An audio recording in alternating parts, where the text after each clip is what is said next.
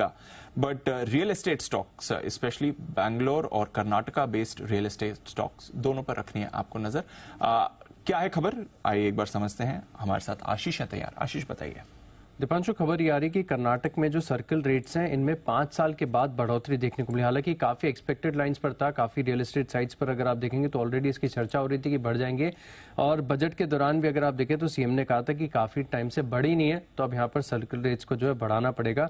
करीबन अगर आप देखें तो 25 से 30% के जो सर्कल रेट्स हैं ये बढ़ाए गए, और औसतन कई कई जगह पे तो ऐसी भी जहां पर 50% तक का जो आपको अपवर्ड्स रिविजन यहां पर देखने को मिला। जैसे मिसाल के तौर पर आप देखें तो एग्रीकल्चरल लैंड पे करीब करीब 30% है, साइट्स पर 30%, और अपार्टमेंट पर भी अगर आप देखें तो करीब 5 से लेकर 20% की जो बढ़ोतरी है वो की गई है।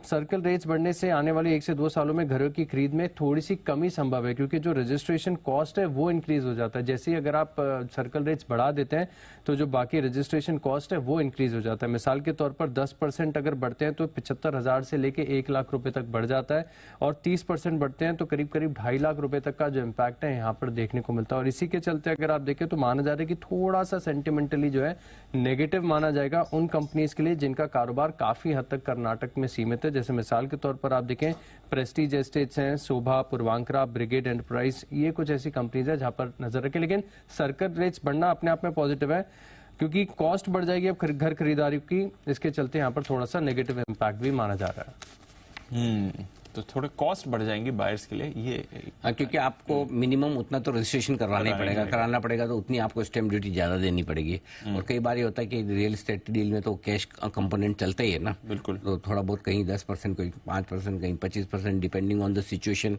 ठीक है। तो वो पोर्शन कम होने से भी थोड़ी सेल्स पे इफेक्ट आता है। तो आई थिंक थोड़ा सा इसे नेगेटिव समझा जाना चाहिए।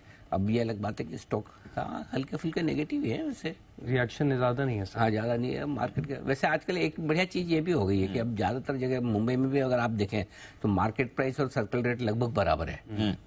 और जो अच्छे बिल्डर्स हैं वहां पर सब जगह पूरा कंप्लीट चेक वाली डील्स होती है। ये धीरे धीरे बड़ा बदलाव हुआ पिछले 5 सालों में, 4-5 सालों में रियल एस्टेट सेक्टर में। पहले जो कैश कंपोनेंट ऐसा होता था, 80-20 स्कीम चलती थी 80% कैश, 20% चेक।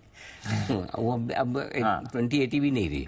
अब तो आपको 100%, मतलब अच्छे बिल्डर्स जितने भी नामी बिल्डर्स हैं, जितने लिस्टेड बिल्डर्स आपको दिखेंगे, सब पूरा कंप्लीट ट्रांसपेरेंसी के साथ एकदम बढ़िया करते हैं। इसलिए उनके लिए भी टॉप लाइन भी दिखती है, एक्चुअल सेल्स भी नजर आती है, और इन्वेस्टर्स के लिए भी अच्छा है कि आप आराम से फुल प्राइस पर होम लोन ले सकते हो। नहीं तो पहले प्रेशर ही होता था, आप इससे ज्यादा रजिस्ट्रेशन नहीं करा सकते। नहीं कराओगे तो आपको लोन तो रजिस्ट्रेशन वैल्यू पे मिलेगा। एग्जैक्टली। ये सारी चीजें अब बेहतर होती हुई दिख रही। तो चलिए, इसीलिए शायद इम्पैक्ट ज्यादा इस पर है नहीं। बंसल जी की विशेष टिप्पणी ली जाए जरा। बंसल जी बताएं सर। देखिए अनिल जी, यहाँ तो सब लोग आपको स्टॉक्स को लेके भी करेक्ट करते रहते हैं, तो मैं भी अनिल जी एक अपॉर्चुनिटी ले रहा हूँ आपकी थोड़ी जो बोला है उसमें करेक्शन करने के लिए। आपने बोला अच्छे बिल्डर्स, अनिल जी बिल्डर्स तो वही हैं, मतलब कि कोई नया बिल्डर तो आया नहीं है आजकल। अनिल जी बायर सेलर अच्छे हो गए हैं और वो सारे चेक्स में डील कर रहे हैं। अनिल जी बिल्डर अच्छे नहीं है, बायर सेलर अच्छे हो गए हैं जी, वो चेक में डील कर रहे हैं, इसलिए कैश में डीलिंग नहीं हो रही है। बिल्डर तो वही है। All credit goes to you Bansal ji, बिल्कुल इसमें कोई डाउट नहीं। बायर सेलर्स को भी क्रेडिट मिलनी चाहिए। अगर बायर सेलर प्रेशर डालेंगे, एक बार जरा अमृतसर से भी राय ली जाए, क्योंकि अमृतसर बड़ी गहरी पकड़ रखते हैं बेंगलोर के मार्केट में। कर्नाटक से अमृतसर। अच्छा, हाँ बिल्कुल। अरे बिल्कुल सब मालूम है उनको एकदम बराबर। सर जरा बताएं। अनिल जी मैं बैंगलोर से हूँ, आपने करेक्ट बताया, कर्नाटका से बैंगलोर। बिल्कुल। और रियल एस्टेट में एक ही बात है कि जब भी प्राइसेस बढ़ते हैं तो डिमांड कम नहीं होता, डिमांड बढ़ जाता है।